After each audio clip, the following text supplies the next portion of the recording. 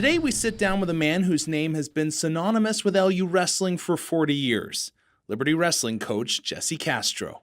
Coach Castro, thanks for taking the time and stopping in and talk with us today. Glad to. Kind of the first thing I want to know is, how did a young man from California move all the way across to Lynchburg, Virginia to do his education? Oh boy, that's quite a question. This was a long time ago, of course, in 1976. I was part of the bicentennial class. But yeah, I was planning on wrestling at Arizona State University. The coach recruited me back then, and I honestly, that was my dream as a kid, to be a Sun Devil.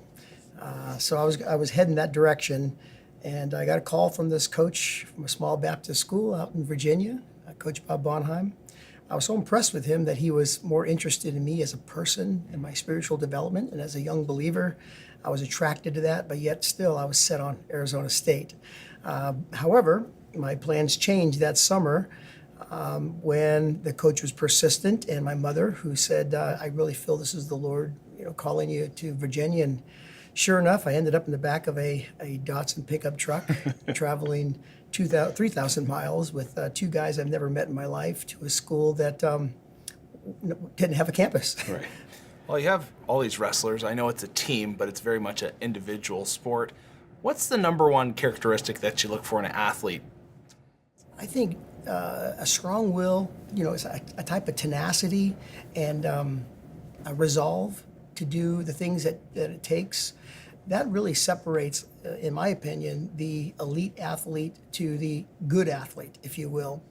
So to be a good college wrestler, for example, it's not just coming in here with a lot of ability, because there's so many peripheral things that have to occur that transcend just your physical abilities. How do you see if a guy has the will, though, to compete? Is it through Jacob's Challenge, your 24-hour kind of torture method, I guess you could call it? How do you define that and see that within a tryout? As a coach, you're going to stretch them. You're going to extend their abilities to see what they're made out of, so to speak, to test their mettle, if you will. Jacob's Challenge is a tool to do that, yes, no doubt. 24-hour workout, that's almost unheard of, but for 24 hours straight, you get an opportunity to see what these guys are made of, especially around hour 14 to 16.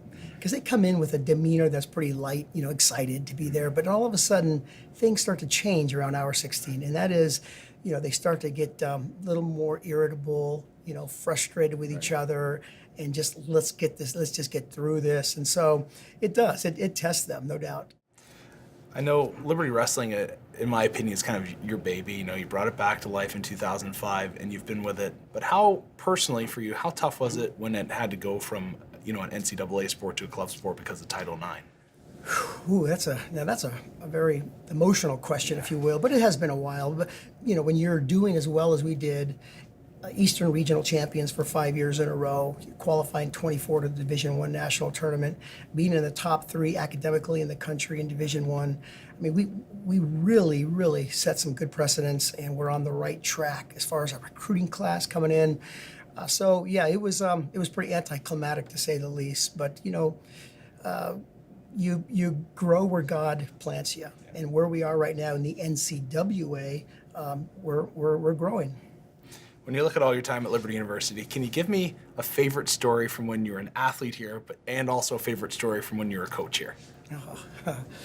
Well, as an athlete, again, I'm going back a few years, but when I first came here in 1976, when I told you the story of driving out in the back of a truck and dropped off at the Treasure Island, that was my dorm.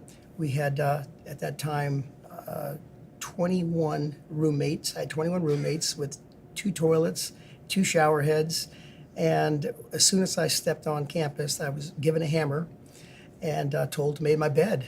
And so, I'm making my bed as a new student athlete coming from California, and also one of the, and again, they're not bad stories. It was just austerity at its at the height. So also training in the grass. I mean, we just got a mat, right. And so at that time they had to resurface it and a whole bit, and so we're drilling out there on Treasure Island on the grass, and I'm thinking to myself, what in the world did I get myself into? Awesome history there. Well, Coach, I appreciate you taking the time to come on in. Thank you. Thank you.